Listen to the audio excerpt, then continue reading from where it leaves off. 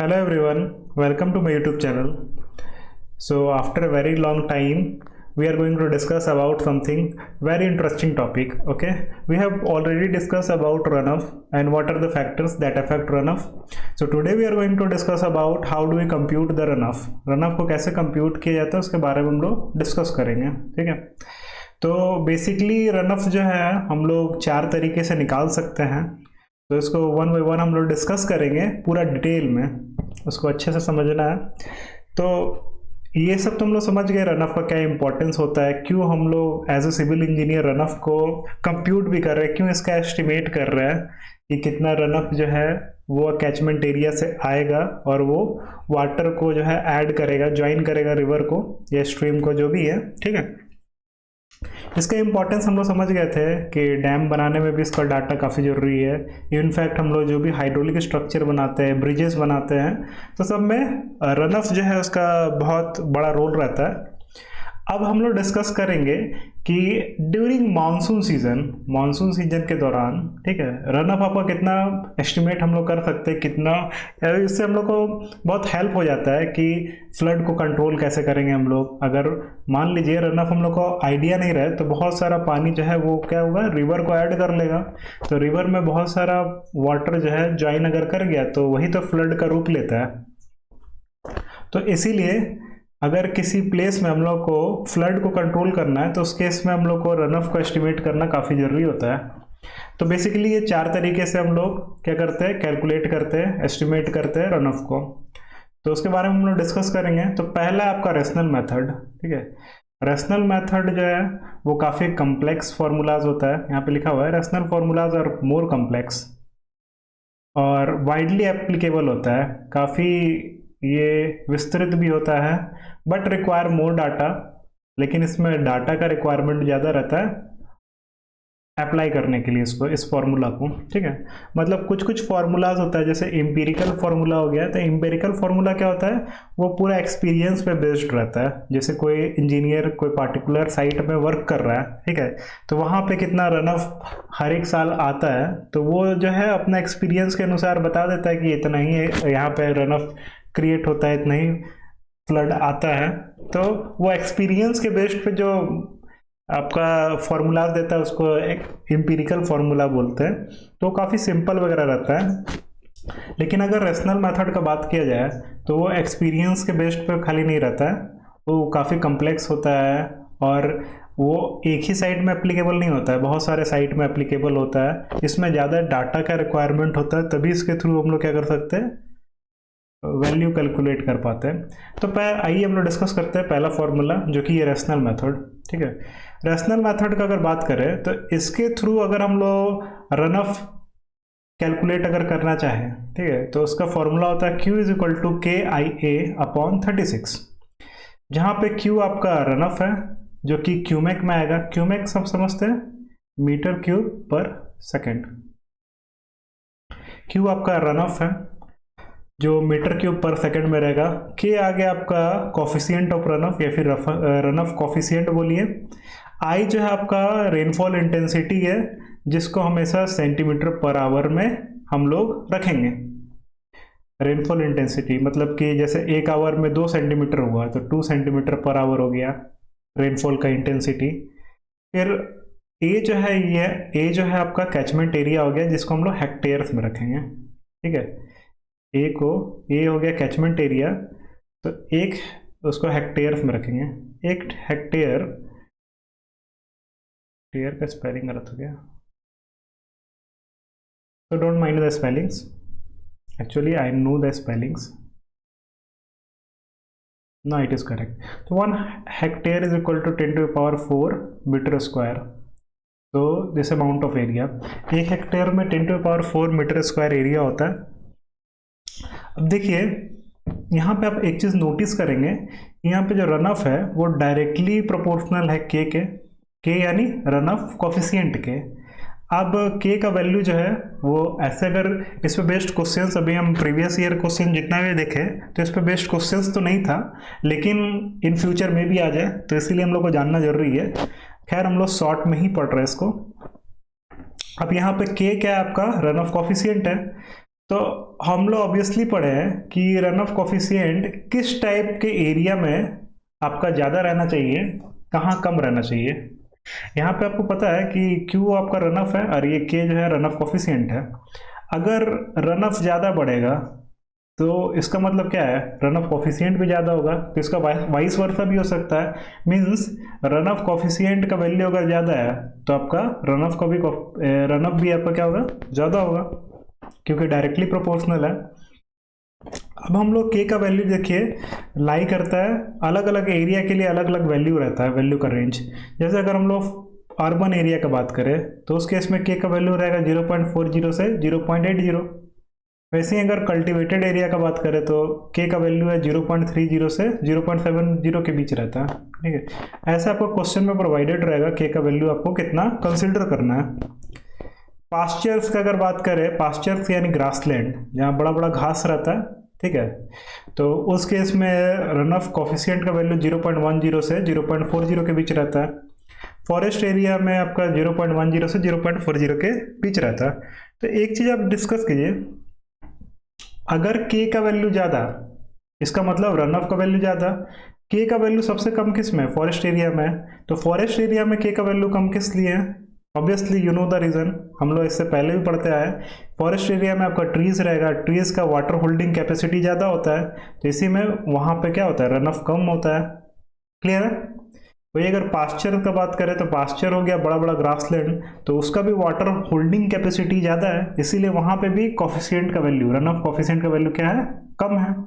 वही अगर हम लोग अर्बन एरिया का बात करें, अर्बन एरिया, तो अर्बन एरिया में आपका ट्रीज तो रहता नहीं है, तो वहाँ पे रन ऑफ कोफिशिएंट का वैल्यू सबसे ज़्यादा है, ठीक है। चूँकि अर्बन एरिया में वाटर होल्डिंग कैपेसिटी आपको उतना देखने को तो मिलेगा नहीं, तो उसके इसमें रन ऑफ का वैल्यू सबसे ज़्यादा रहेगा। इसका मतलब कि जो शहर वाला एरिया है वहाँ पे सबसे ज़्यादा रन ऑफ क्रिएट होता है, वही फॉरेस्ट एरिया में रन ऑफ आपका काफ़ी कम रहता है। कल्टीवेटेड एरिया में इन बिटवीन है, कल्टीवेटेड जहाँ पे खेती वगैरह होता है वहाँ पे इन बिटवीन है।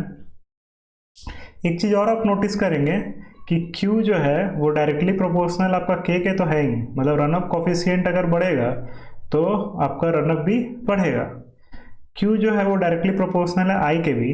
I मीन्स रेनफॉल इंटेंसिटी, अगर रेनफॉल इंटेंसिटी ज़्यादा है तो उसका मतलब Q का वैल्यू भी क्या होगा, ज़्यादा होगा, डायरेक्टली प्रोपोर्शनल है। Q जो है डायरेक्टली प्रोपोर्शनल है A के भी, मतलब कैचमेंट एरिया के। ऑब्वियसली कैचमेंट एरिया अगर ज़्यादा रहे तो उस केस में रन ऑफ ज़्यादा होगा। हम लोग फैक्टर्स अफेक्टिंग रन अप में देखे थे कि अगर कैचमेंट एरिया आपका फर्म शेप का होता है तो उस केस में जो है आपका रन ऑफ काफ़ी कम होता है, लेकिन वही फैन शेप्ड का रहता है, मतलब बड़ा कैचमेंट एरिया है, तो उस केस में आपका रन ऑफ क्या हो गया, ज़्यादा होता है। क्लियर है। चलिए ये हम लोग फॉर्मूलाज देख लिए, आराम से इसको आप यूज़ कर सकते हैं अगर इस पर बेस्ड न्यूमेरिकल आता है। अगर हम अभी प्रीवियस जितना भी क्वेश्चंस देखे उस पर तो हमको नहीं दिखा कि कैसे आपको रन ऑफ को कंप्यूट करना है, लेकिन अगर आता है तो इस फॉर्मूलाज के थ्रू आप आराम से निकाल सकते हैं रन ऑफ का वैल्यू। क्लियर है। अब कुछ हम लोग एम्पिरिकल वैल्यूज भी देखेंगे। रन ऑफ का कुछ फॉर्मूला है जो कि एम्पिरिकल है। एम्पिरिकल मीन्स ये आपका एक्सपीरियंस पे बेस्ड होता है, काफ़ी सिंपल होता है, इजी टू यूज होता है, साइट स्पेसिफिक होता है, कोई पार्टिकुलर जगह पे ही ये एप्लीकेबल है, सब जगह एप्लीकेबल नहीं होता है, तो वाइडली यूज नहीं होता है और लेस एक्यूरेट रहता है, उतना एक्यूरेसी भी नहीं रहता है। लेकिन बस यही है कि इस फॉर्मूलाज, ये सब जो फॉर्मूला है वो काफ़ी सिंपल होता है, क्लियर है, और साइट स्पेसिफिक रहता है, मतलब कोई पार्टिकुलर एरिया के लिए ही एप्लीकेबल है ये फॉर्मूला। अब आगे हम लोग डिस्कस कर सकते हैं। बेसिकली 3 फॉर्मूला है जो कि हम लोग को पढ़ना है। उसमें पहला आता है आपका इंग्लिश फार्मूला। इंग्लिश फार्मूला एक एम्पिरिकल फार्मूला है, तो इंग्लिश फार्मूला में हम लोग देखेंगे अगर घाट एरियाज है तो उसके लिए अलग फार्मूला है, और नॉन घाट एरियाज है उसके लिए अलग फार्मूला है। घाट एरियाज क्या हो गया, जैसे जो ईस्टर्न घाट वाला प्लेस हो गया, वेस्टर्न घाट वाला प्लेस हो गया। जैसे वेस्टर्न घाट का अगर बात करें तो जो माउंटेन रेंज है वो 1500 किलोमीटर फैला हुआ है, तो उस वाले एरिया में अगर हम लोग रन ऑफ निकालते हैं, ठीक है, रन ऑफ का ये कंप्यूट करते हैं, एस्टिमेट करते हैं, तो उसके इसमें फॉर्मूला हम लोग ये यूज़ करेंगे, R = 0.85P - 30.5 तो इस फॉर्मूला से हम लोग क्या कर सकते हैं, रन ऑफ निकाल सकते हैं। किस एरिया में, तो घाट एरियाज में। घाट एरियाज में आपको दोनों आ जाएगा, ईस्टर्न घाट भी और वेस्टर्न घाट भी, ठीक है। एंड यहाँ पे एक और चीज़ ध्यान देने लायक बात है कि आर जो है आपका वो रन ऑफ है सेंटीमीटर में रहेगा। पिछला हम लोग रेशनल फार्मूला जो था उसमें हम लोग देखे थे कि आर जो है आपका क्यूमेक में था, मतलब मीटर क्यूब पर सेकंड में था, लेकिन यहाँ पे जो आपका रन ऑफ है हम लोग सेंटीमीटर में रखेंगे। क्लियर है, मतलब सेंटीमीटर में निकलेगा। और यहाँ पे पी जो है आपका रेनफॉल है, तो रेनफॉल भी आपका क्या रहेगा, सेंटीमीटर में रहेगा। वैसे ही अगर नॉन घाट एरियाज का बात करें, मतलब घाट एरियाज को छोड़ के जितना एरिया बच गया वो नॉन घाट एरियाज हो गया। तो नॉन घाट एरियाज में और इंडिया की बात कर रहे हैं, नॉन घाट एरियाज में ये फॉर्मूला वैलिड है, R is equal to P minus 17.8 upon 254 into P. तो इस केस में जो पी आपका वो रेनफॉल है, रेनफॉल किस में, सेंटीमीटर में। आर क्या हो गया, रन ऑफ हो गया, वो भी सेंटीमीटर में आएगा। तो ये दोनों फॉर्मूला को यूज करके इजीली हम लोग रन ऑफ निकाल सकते हैं for Ghat areas and for non Ghat areas. ऐसे इसमें इस पे बेस्ड क्वेश्चन तो हम देखे नहीं है, लेकिन अगर क्वेश्चन आएगा तो आपको डाटाज वगैरह गिवन रहेगा कि, और ये भी बोल देगा कि इंग्लिश फार्मूलाज के थ्रू जो है आपको रन ऑफ कंप्यूट करना है, एस्टिमेट करना है, और ये सब डाटा गिवन रहेगा। जैसे रेनफॉल जो है आपका इतना सेंटीमीटर है एनुअली, तो उस केस में कितना रन ऑफ होना चाहिए, तो बाय यूजिंग इंग्लिश फार्मूला। और ये सब भी मेंशन कर दिया कि घाट एरियाज में कि नॉन घाट एरियाज में, तो उस केस में आप इजीली इस फॉर्मूला को यूज करके क्या कर सकते हैं, निकाल सकते हैं रन ऑफ। नेक्स्ट जो एम्पिरिकल फार्मूला है वो है लेसिस फार्मूला। लेसिस फार्मूला में ये आपका फार्मूला दिख रहा होगा, R is equal to P upon 1 + 304.8 F upon P into S. तो ये थोड़ा सा बड़ा फार्मूला है, जहाँ पे आर जो है आपका रन ऑफ हो गया, ये सेंटीमीटर में रहेगा, पी जो है आपका रेनफॉल रहेगा इन सेंटीमीटर, एफ यहाँ पे एक नया चीज़ देखने को मिला है, और एस भी एक नया चीज़ देखने को मिला है।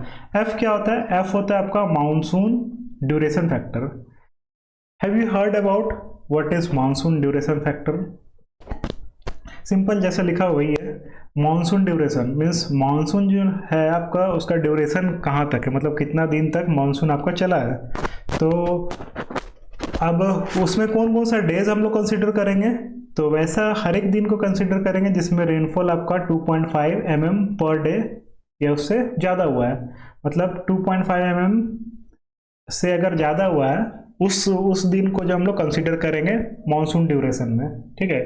तो हो सकता है मानसून ड्यूरेशन आपका 90 to 120 डेज रहा हो, ठीक है, ऐसे ऐसे रेंज में रहता है 120 to 150 डेज।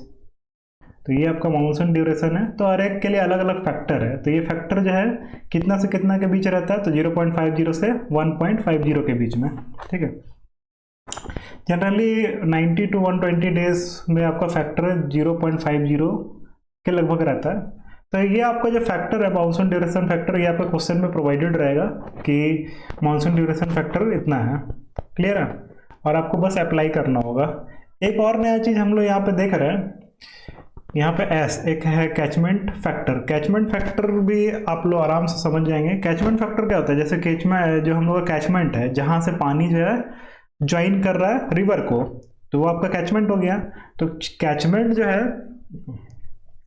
कैचमेंट में भी तो अलग अलग टाइप का सॉइल होता है ना, कहीं रॉकी सॉइल हो सकता है, कहीं सैंडी सॉइल हो सकता है, कहीं क्लेई सॉइल हो सकता है। तो अलग अलग सॉइल का अलग अलग इन्फिल्ट्रेशन रेट भी होता है। कहीं कहीं रन ऑफ ज़्यादा बनेगा, जैसे रॉकी सॉइल में, रॉकी में तो इन्फिल्ट्रेशन होता ही नहीं है, तो उस केस में रन ऑफ क्या हो गया, जितना पानी रेनफॉल हो रहा है सब रन ऑफ ही बन जा रहा है, बहुत कम ही अमाउंट जो है इन्फिल्ट्रेट कर रहा है। तो उस केस में कैचमेंट फैक्टर क्या होगा, ज़्यादा होगा, ठीक है। इसका मतलब अगर रन ऑफ ज़्यादा हो रहा है, ठीक है, इसका मतलब क्या है, कैचमेंट फैक्टर जो है वो ज़्यादा होगा। अगर रन ऑफ कम हो रहा है, जैसे सैंडी सॉइल है, अगर कैचमेंट एरिया में आपका सैंडी सॉइल है तो उस केस में रन ऑफ कम होगा, तो उस केस में आपका कैचमेंट फैक्टर भी क्या होगा, कम होगा। तो यहाँ से हम लोग क्या समझ रहे हैं, अगर कैचमेंट फैक्टर आपका ज़्यादा है, कैचमेंट फैक्टर अगर ज़्यादा है तो इसका मतलब क्या है, रन ऑफ भी ज़्यादा होगा, रन ऑफ ज़्यादा होगा। अगर रन ऑफ ज़्यादा होगा इसका मतलब इन्फिल्ट्रेशन है, इन्फिल्ट्रेशन क्या होगा, कम होगा। इन्फिल्ट्रेशन अगर कम होगा इसका मतलब सॉइल आपका कैसा हो सकता है, नियरली इम्परमिएबल हो सकता है, नियरली इम्परमिएबल यानी लेस परमिएबल। इम्परमिएबल यानी लेस परमिएबल। क्लियर है? Hope you are getting my point. तो ये आपका क्वेश्चन में गिवन रहेगा कैचमेंट फैक्टर का वैल्यू, आपको सिंपली अप्लाई करना है लेसिस फॉर्मूला में, और लेसिस फॉर्मूला के थ्रू आप आराम से निकाल सकते हैं, एस्टिमेट कर सकते हैं रन ऑफ कितना आएगा। क्लियर है? तो सिंपल फॉर्मूला बेस्ड क्वेश्चंस रह सकता है, अगर आया तो, जनरली तो नहीं आता है, अगर आया तो इस केस में आप ये यूज कर सकते हैं। हम लोग के सिलेबस में दिया है तो हम लोग को पढ़ना जरूरी है। नेक्स्ट जो इंपीरिकल फॉर्मूला है वो आपका खोसलास फॉर्मूला है। खोसलास फॉर्मूला ये कहता है कि आपका जो रन ऑफ है वो किसके बराबर होगा, P minus T minus 32 upon 3.74। तो ये आपका खोसला का फॉर्मूला है। यहाँ पे दो टर्म से तो हम लोग वाकिफ है। R क्या हो गया, रन ऑफ सेंटीमीटर में, P क्या हो गया, रेनफॉल हो गया सेंटीमीटर में। यहाँ पे नया चीज देखने को मिल रहा है वो T है। T क्या होता है, मीन टेम्परेचर होता है। मीन टेम्परेचर होता है कहाँ का, कैचमेंट एरिया का। ऑब्वियसली कैचमेंट एरिया का मीन टेम्परेचर क्या है, अगर ज़्यादा टेम्परेचर होगा तो इवापोरेशन लॉस ज़्यादा होगा, तो उस केस में रन ऑफ क्या होगा आपका, कम होगा। तो ये फैक्टर भी खोसला जो है वो साइंटिस्ट जो थे, तो साइंटिस्ट नहीं थे ऑब्वियसली, इंजीनियर थे, तो वो जो है इस फैक्टर को भी कंसिडर किए थे। तो इसमें जो है सिंपली आपको टेम्परेचर, मीन टेम्परेचर दे दिया जाएगा क्वेश्चन में, और आपको बोला जाएगा कि खोसलास फॉर्मूला को यूज़ करके आपको एस्टिमेट करना है रन ऑफ प्रेसिपिटेशन, यानी मतलब रेनफॉल का वैल्यू दे दिया जाएगा सेंटीमीटर में।